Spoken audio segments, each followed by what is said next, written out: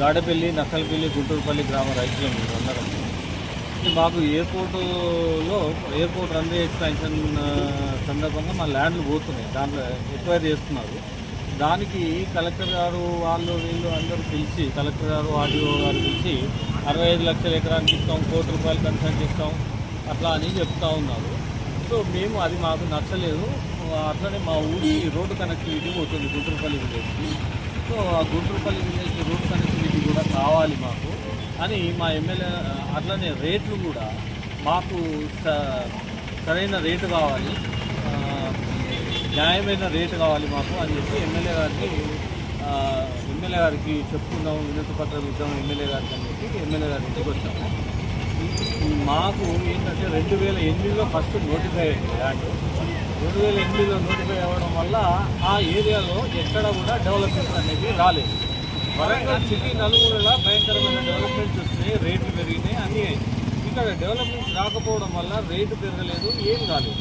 So పెరగని రేటుని వీళ్ళు క్రైటీరియాగా తీసుకొని ఆర్డీఓ కలెక్టర్ గారు వీళ్ళు అందరూ పెరగని రేటుని క్రైటీరియాగా తీసుకొని దాని ప్రకారం మీకు 65 లక్షలు మాత్రమే ఎకరానికి జనరల్ అవార్డు కింద వస్తుంది, 98 లక్షలు కన్సెంట్ అవార్డు వస్తుంది.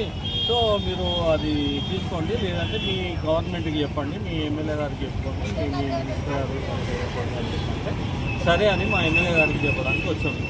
మా ఎమ్మెల్యే గారికి చెప్పడానికి వచ్చి మేము ఏం చేసాం, మాకు 3 కోట్లు ఎకరానికి తక్కువ కాకుండా మినిమం, అది కూడా మేము గొంతెమ్మ కోరికలు ఏం కోరట్లేదు, చుట్టుముట్టు ఉన్న రేట్లని పట్టే మాకు వాల్యుయేషన్ కట్టి మాకు ఇవ్వండి అని చెప్పి సంబంధిత డాక్యుమెంట్స్ కూడా మేము ఎమ్మెల్యే గారికి ఇవ్వడం జరిగింది. ఆ వాల్యుయేషన్కి సంబంధించిన డాక్యుమెంట్లు, రిజిస్టర్డ్ డాక్యుమెంట్స్ అన్నీ కూడా ఎమ్మెల్యే గారికి మేము ఇచ్చాము. ఎమ్మెల్యే గారు నేను మాట్లాడతాను, సీఎం గారితో మాట్లాడతాను, మనకి రేటు వచ్చే విధంగా చట్టబద్ధంగా న్యాయబద్ధంగా మనకి రేటు వచ్చే విధంగా ఉంటే ఖచ్చితంగా తీసుకొస్తాను నేను, మీరేం భయపడద్దు అని విధంగా ఎమ్మెల్యే గారు హామీ ఇచ్చారు మాకు. సో అన్ని విధాలుగా రోడ్డు కూడా నేను చూస్తాను, ఆలోచిస్తాను, క్యాబినెట్లో మాట్లాడతాను. రోడ్డు కూడా మీకు కనెక్టివిటీ కంపల్సరీ ఇవ్వాల్సిందే కదా, నేను దాని గురించి ఫైట్ చేస్తాను మీకోసం. నా మనుషులు నా కాన్స్టిట్యున్సీలో పోతుంటే నేను చూసుకుంటూ ఊరుకోలేను కదా అని చెప్పి ఎమ్మెల్యే గారు కొంచెం సానుకూలంగా స్పందించడం జరిగింది. ఎమ్మెల్యే గారు హామీ ఇచ్చారు, నేను మాట్లాడతాను, మీకు సరైన రేటు మీకు 3 కోట్లు చుట్టుముట్టు ఎక్కడ సేమ్ రేడియస్లో మా ఊరు వరంగల్ రైల్వే స్టేషన్కి ఎన్ని కిలోమీటర్ల దూరంలో ఉందో సేమ్ అదే రేడియస్లో చుట్టుముట్టు ఎక్కడ చూసినా ₹1 కోటి గవర్నమెంట్ వాల్యూ, కోటి 10 లక్షలు అట్లా గవర్నమెంట్ వాల్యూ. ఇప్పుడు సేల్ డీల్ అంటే గవర్నమెంట్ రిజిస్ట్రేషన్ ఎంత ఉంటే అంతే కట్టుకుంటారు ఎవరైనా, కొన్నంత రేటుకి అయితే ఎవరు కట్టుకోరు. ఏది స్టాంప్ డ్యూటీ కట్టరు, కొన్న రేటుకి స్టాంప్ డ్యూటీ కట్టరు. ఇప్పుడు పరిస్థితులు అర్థం చేసుకొని